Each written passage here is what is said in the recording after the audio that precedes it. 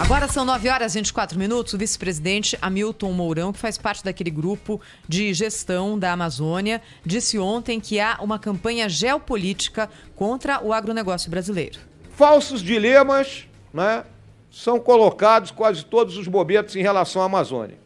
Primeiro é a questão da proteção e coloca a soberania em discussão em virtude da pressão da comunidade internacional aos compromissos ambientais. Temos que entender que o Brasil, ao assumir esses compromissos, ele tem que se firmar e fazer a sua parte em relação àquilo que o Estado brasileiro se comprometeu com o Concerto das Nações. A gente vai conversar agora ao vivo aqui na Rádio Bandeirantes com Evaristo de Miranda, chefe da Embrapa Territorial, um dos maiores especialistas em monitoramento territorial do Brasil e conhece profundamente os dados que nós temos hoje atualizados sobre a Amazônia, sobre outras regiões do país. Evaristo, obrigada por falar conosco ao vivo aqui na Rádio Bandeirantes. Bom dia para você.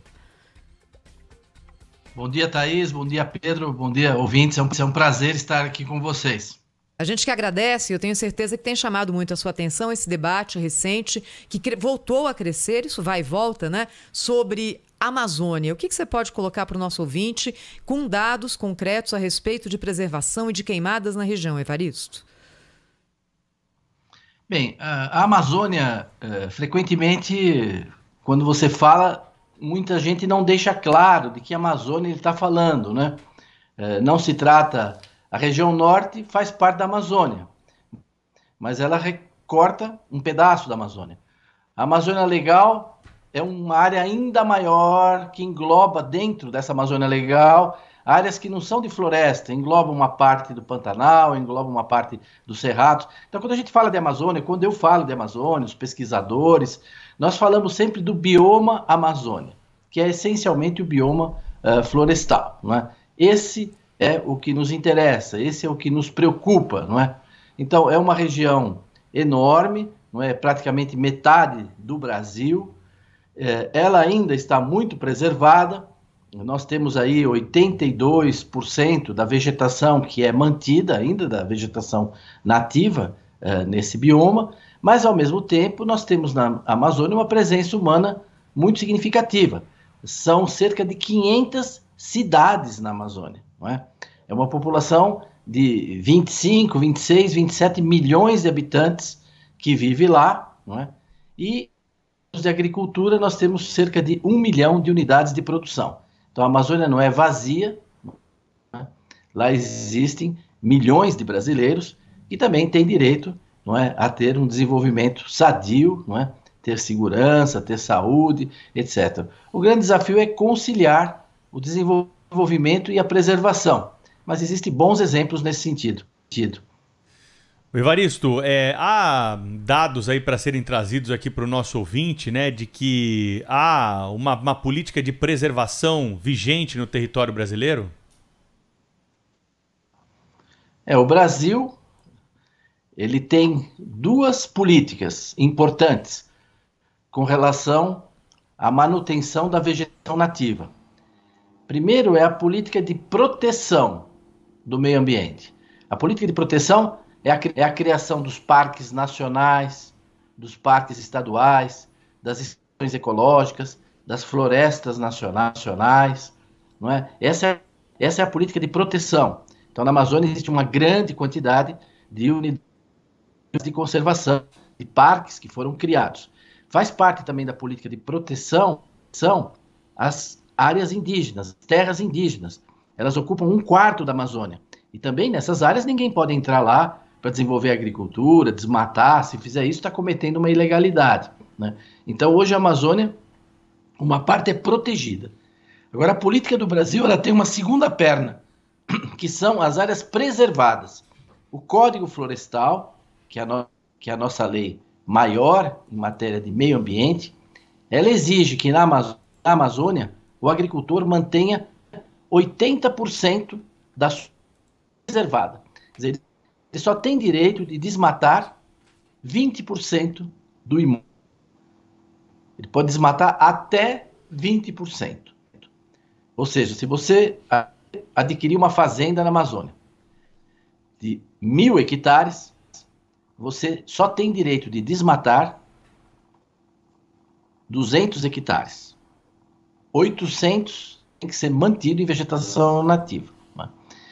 No caso dos outros biomas brasileiros, na Caatinga, na Mata Atlântica, nos Cerrados, essa porcentagem, em geral, é 20% que você tem que manter.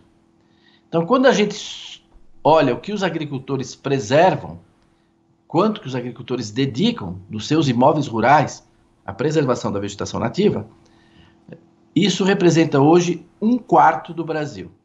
1/4 do Brasil está com vegetação nativa mantida pelos produtores rurais, preservada pelos produtores rurais. Quando a gente junta tudo, os parques, as terras devolutas, 66,3% do Brasil hoje é ocupado, dedicado à vegetação nativa. É uma posição muito excepcional. Então, o nosso país tanto é uma potência agrícola, como ele é também uma potência ambiental. Você não tem nenhuma grande nação que preserve tanto do seu território.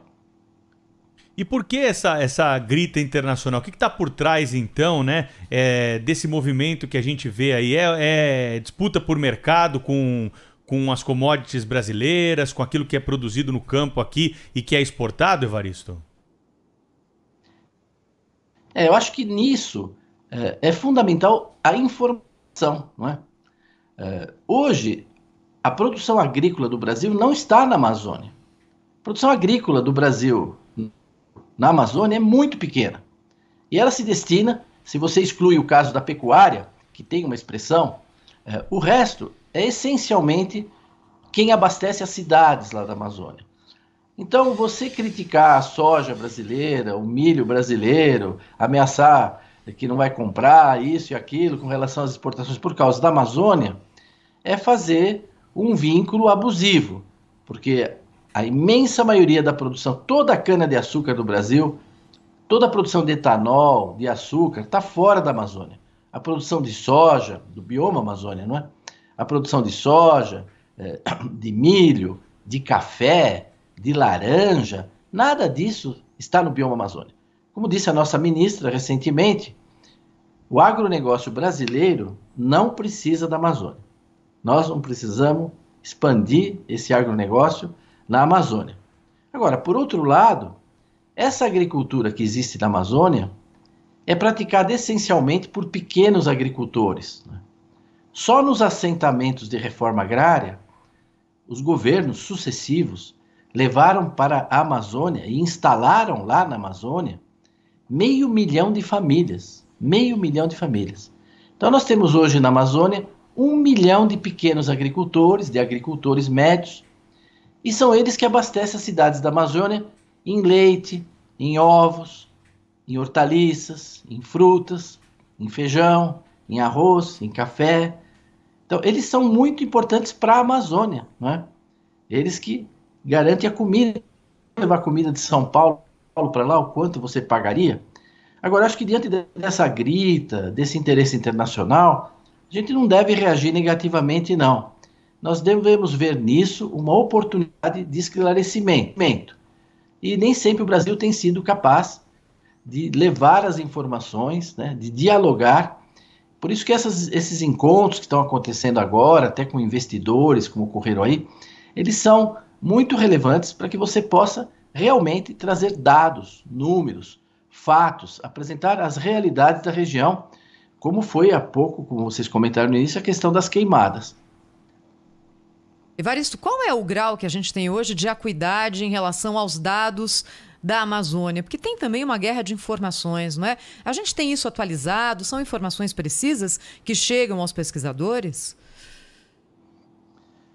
Sim, nós temos um sistema muito sofisticado de monitoramento. Poucos países do mundo, sobretudo países tropicais, dispõem de tantos satélites sendo trabalhados na observação da Amazônia. São vários organismos que trabalham com imagens de satélite, tanto privados como públicos, não é? Nós temos o Instituto de Pesquisas Espaciais que com vários satélites monitora a Amazônia, monitora o clima, o uso das terras, o desmatamento, as queimadas, etc. Nós temos o sistema do Sensipan, não é?